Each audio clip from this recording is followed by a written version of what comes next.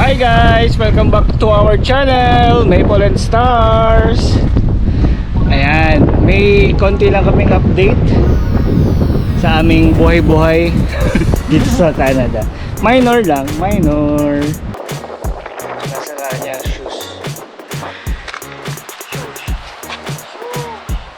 Shoes! Shoes!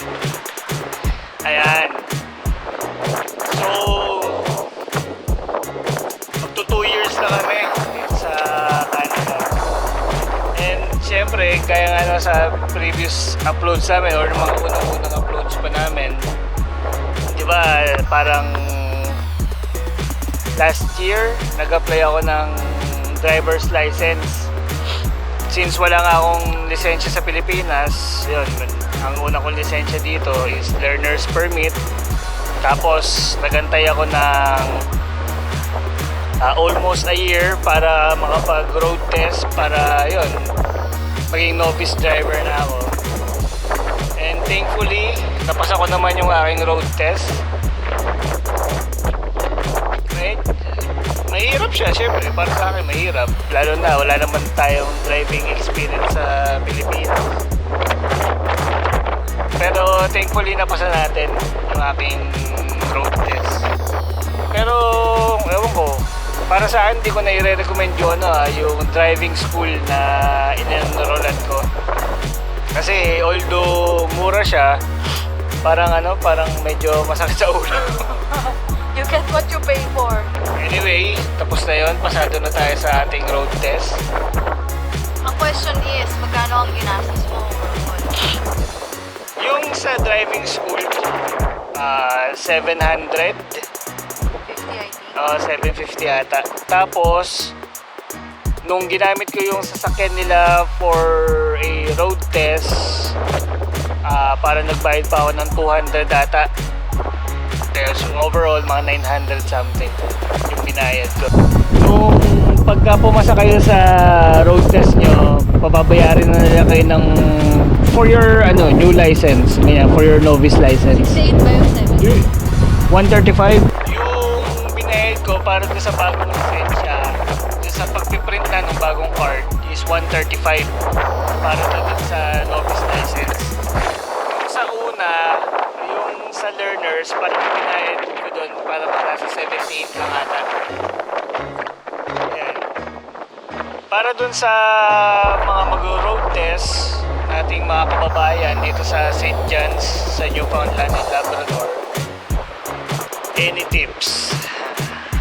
Kung gagawin dito sa St. John's yung road test nyo sa Mount Pearl, bali yung una, mag-i-start kayo doon sa parking. Siyempre, una, pagagawa sa inyo yung reverse parking, meron kayong 2 chances para gawin yon. Sa una, yung sa experience ko, yung una ko palpak yung una kong reverse. Tapos yung pangalawa, kaya na. Sabi nila, pag nag-fail ka na dun sa parking, hindi ka na papapuntahin sa road para dun sa test. Stop na yung test at exam mo. Stop na. Kasi yun nga naman, kung di mo nga kayang mag-parking, ba't ka pa lalabas sa road? Yun, after nung reverse parking, ang next is yung parallel parking. Sa parallel parking, meron ka naman 3 chances para gawin yon. Ako, mas nadalian ako sa parallel Mas unang try ko pa lang nakuha ko na Ewan ko, siguro, lang din. Kung saan kayo mas komportable. Ayun, after ng parallel parking, doon na road test na, palalabasin na kayo ng examiner sa kalsada. Mangyayari naman dyan, tuturo niya kung anong gagawin nyo. Right turn, diretso, merge, stop, ganyan. Hindi, we stop, wala kasi kasama yun sa exam kasi kailangan observant ka sa mga signages sa kalsada. Ayun. Siyempre, kasama sa exam yung mga signages sa road. Kailangan aware ka sa mga signages sa road. Yung mga stop, U-turn, ganyan, speed limit. Very important, speed limit. Dun sa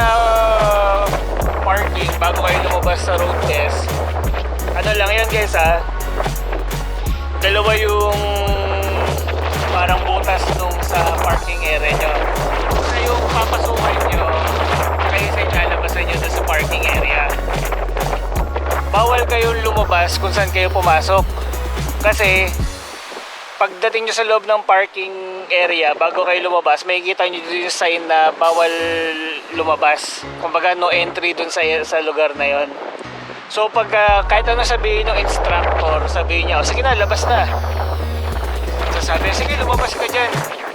Dun sa pinasukan mo, wag mong gagawin kasi ma-fail ka kagad kasi di mo pinansin yung signage na bawal kang lumabas dun. May mga nakakwentuhan tayo na nangyari sa kanila yung gano'n. Kumbaga, tinirek sila ng examiner na, sige, okay lang, labas ka dyan, walang problema. Nasa sa'yo yan. Eh, ginawa niya, lumabas siya. Ayun, bagsak.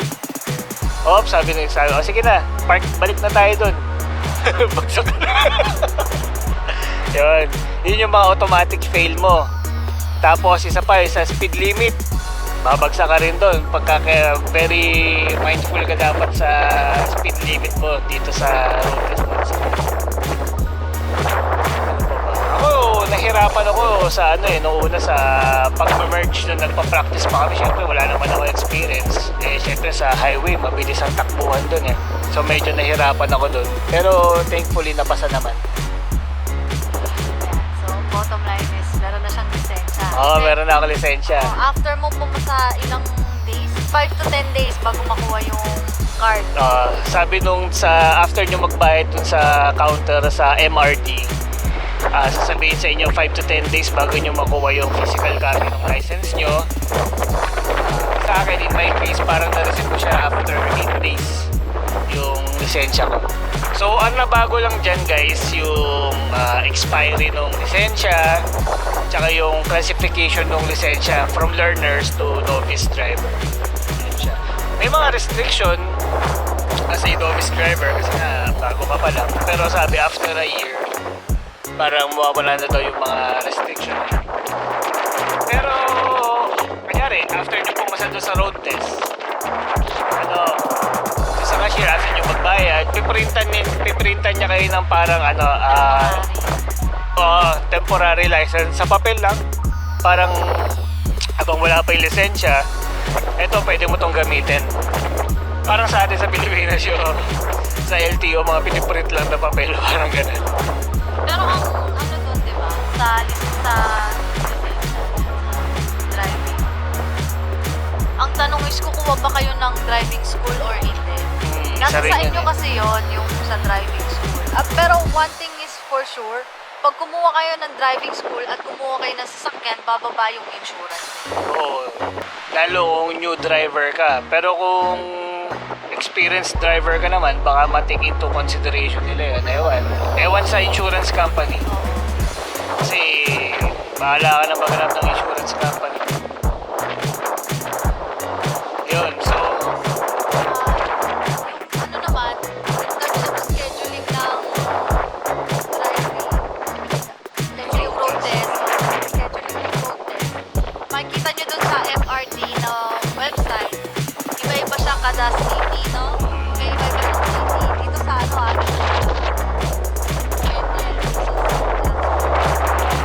sa amin, sa Mount Pearl. Malapit kayo dito sa Torbe or sa siguro St. John's, Mount Pearl ang pinakamalapit dito. Dahil sobrang lalayo na 1 hour, 2 hours drive, gano'n. Pwede kayo, kung may driving school kayo, si driving school ang bahala sa schedule nyo sa government. Kung wala kayong driving school, kayo ang magbubook sa sarili nyo. Yun pa yung isa namang advantage kung may driving school ka. Like si driving school, may access siya sa MRT or sa LTO nila dito para mag-book ka ng schedule ng road test mo. And also take note, since yung schedule sa mga talagang papaschedule ng passport renewal sa atin ganun kahirap. Yung available slots wala talaga at all. Kumbaga si MRT binigyan na rin sila driving school nun no? Kaya ine-encourage siguro nila na mag-driving school kayo para sila na yung bahala sa schedule. Pwede naman yun, pero alam mo yun, pahirapan. At if ever may halimbawa, halimbawa, wala talaga kayong makita, then nag-decide kayo na mag-reach out sa driving school, pwede po ba na, kuhanan nyo kami ng schedule lang doon sa MRT, hindi sila papayag yung driving school. Kailangan kliyente ka nila. Kasi syempre, priority namin yung kliyente namin. Kumbaga, kunyari, kung hindi ka enroll dun sa driving school na yon, Huwag ka na mag-expect na bibigyan ka nila ng hindi pwede yung, ihanap ako ng schedule, mag-road test ako sa inyo, pero hindi ako sa inyo nag-enroll mag-road test lang ako sa inyo. Sasabihin sa inyo ng driving school, di pwede, hindi ka naman nag-aaral sa amin. Kumbaga, parang una, priority nila yung nag-enroll sa kanila. Pangalawa, hindi sila confident kung kaya mo na ba talaga mag-drive. Kasi baka mamaya, mabangga mo yung sasakyan nila. Kasi nga, so yun yung mga let's say questions na baka ma-encounter ninyo kung huwag na kayo mag-explain, mag-enroll na lang kayo. Then, yung ano-ano bang driving school lang pwede. Marami namang driving schools. Tapos, kada fail ninyo sa road test, I think applicable naman to sa lahat ng ng driving school. Babayad ka ng sasakyan nila kada fail mo. Let's say Syempre. unang try, syempre babayaran mo yung sasakyan. Let's say nasa yung 60. Pag nag-fail ka, syempre saan ka kukuha ng sasakyan? Di ba pagdating naman natin dito, wala tayong sasakyan. Eh, alam ka ng sasakyan. Bayad ka uli sa kanila. Ganun. Every time na nag-fail ka, bayad.